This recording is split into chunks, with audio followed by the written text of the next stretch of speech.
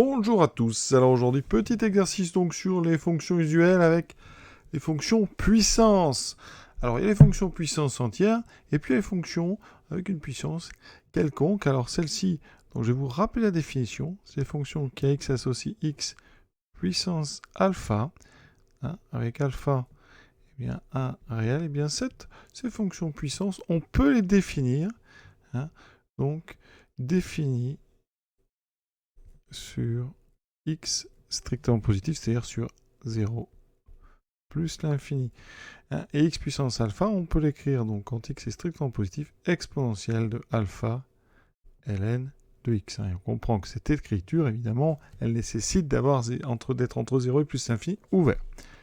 Donc ici, bien dans l'exercice, on n'a pas de souci, parce que ici, x est entre 0 et 1, donc effectivement x est positif. Par conséquent, donc x puissance x est défini. Pas de souci. Et ensuite, x moins 1 est négatif. Donc 1 moins x est positif. Donc 1 moins x étant positif, 1 moins x puissance 1 moins x est aussi défini. Puisqu'on va dire, on peut définir des fonctions de puissance dès que ce qu'il y a à l'intérieur, c'est-à-dire ce qu'on appelle la base, il y a la base et l'exposant, dès que la base est strictement positive. Donc là, pas de problème. En fait, x puissance x fois 1 moins x puissance 1 moins x est bien définie, cette expression est définie sur 0,1. Donc on peut bien, commencer à résoudre. Alors avant de résoudre, je vais quand même préciser qu'on peut aussi définir quand alpha appartient à n étoiles, eh bien on peut définir x puissance alpha de façon très simple, et bien sur R, exactement comme x carré, comme x cube, toutes les puissances entières elles existent sur R, donc on peut les définir. Et si on prend alpha un entier négatif, donc dans z moins non nul, eh bien on peut définir x puissance alpha comme étant 1 sur x puissance moins alpha, donc sur R étoile. On ne peut pas prendre x égale 0, parce qu'on va avoir une division ici. Donc vous voyez, on peut quand même avoir deux cas particuliers qui vont prolonger les fonctions que vous connaissiez avant, c'est x carré pour les puissances entières positives, et 1 sur x carré, 1 sur x cube pour les puissances entières négatives. Voilà. Ici, ça n'est pas notre problème, puisque nous, on est sur un domaine où ici, de toute façon, ce qui est à l'intérieur, donc la base, est toujours positive. Donc, comment on va résoudre cette équation? Eh bien, je vous propose, on va étudier une fonction qui va, donc ici, soit f de x, donc égal à x puissance x fois 1 moins x puissance 1 moins x. Alors, on va l'écrire sous sa forme exponentielle. Alors déjà, f est...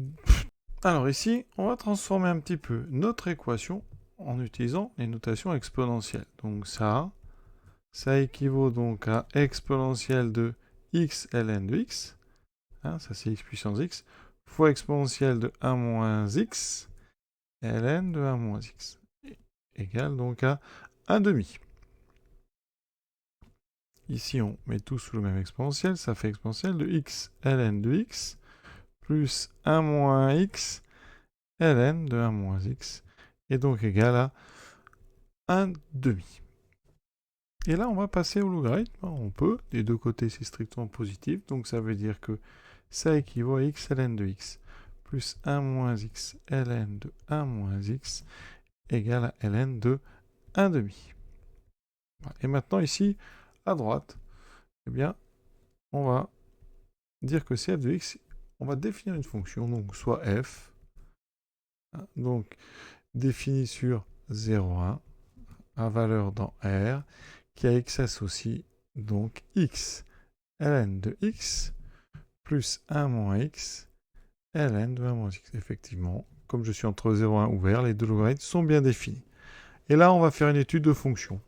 On va dériver f. Évidemment, f est dérivable, il n'y a pas de souci. Donc on dérive.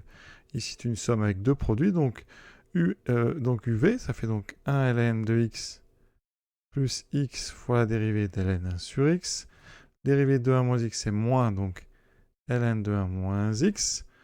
Ensuite, on dérive ln de 1 moins x, ça fera moins 1 sur 1 moins x, donc moins le 1 moins x que j'avais devant fois 1 sur 1 moins x. Il me reste ici donc ln de x plus x moins sur x plus 1 moins ln de 1 moins x moins 1. Les 1 disparaissent. Il me reste ln de x moins ln de 1 moins x. Alors ici, on a une différence de deux logarithmes.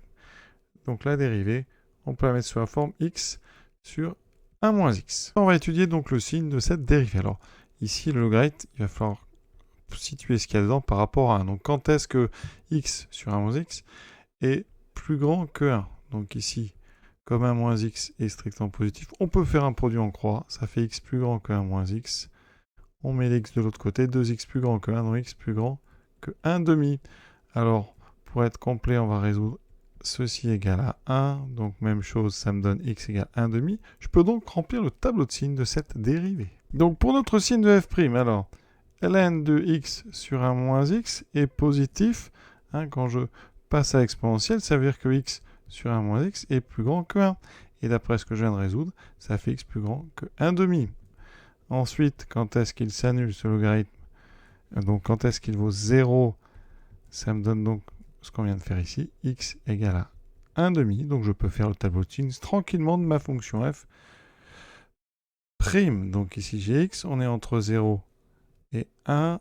On a ici, voilà. Alors, f', donc, ça s'annule en 1 demi. On vient de voir que c'est plus grand que 0 après 1 demi, donc je mets un plus ici, donc moins.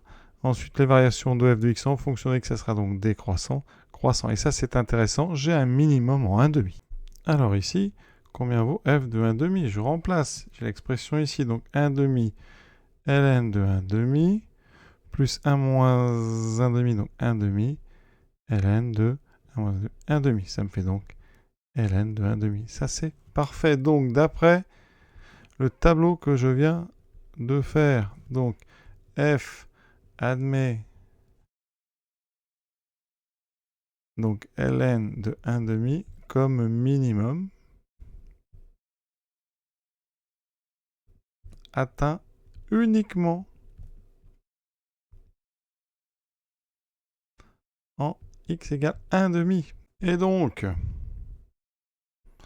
f de x égale ln de 1 demi a une unique solution. Donc, c'est 1 demi sur l'intervalle 0,1. Alors, revenons à notre équation que j'ai mis en jaune ici. Elle était équivalente justement à, vous voyez, elle est équivalente à f de x égale ln de 1 demi. Et donc, x puissance x, 1 moins x, exposant 1 moins x égale 1 demi. On a dit que ça équivalait à f de x égale 1 demi, qui équivaut, eh bien, à x égale 1 demi. Donc, solution de notre système, il n'y en a qu'une seule. C'est de notre solution de notre équation, pardon, il n'y en a qu'une seule, c'est le nombre 1 demi. Alors certains l'avaient peut-être trouvé, parce qu'effectivement, en remplaçant, alors comme on a x et 1 moins x, on voit bien qu'il y a une petite symétrie par rapport à 1 demi. On peut effectivement essayer 1 demi, regardez, ça marche assez bien. On fait donc 1 demi à la puissance 1 demi, fois 1 moins 1 demi, c'est-à-dire 1 demi à la puissance 1 moins 1 demi, 1 demi. Et ça fait 1 demi puissance 1 demi plus 1 demi, donc ça fait 1 demi puissance 1, ça fait effectivement 1 demi. Donc on aurait pu dire 1 demi est solution évidente. Alors, ça ne suffit pas pour résoudre une équation. Résoudre cette équation sur 0,1 ouvert, c'est montrer qu'aucun autre réel autre que 1 demi dans 0,1 n'est solution. Et donc là, on approuve en fait l'unicité de la solution par cette résolution qui a utilisé, vous voyez, encore une fois, comme bien souvent, l'étude d'une fonction et l'étude d'un minimum ou d'un extrémum. Voilà, j'espère avoir été clair. Je vous souhaite une bonne fin de journée. À très bientôt.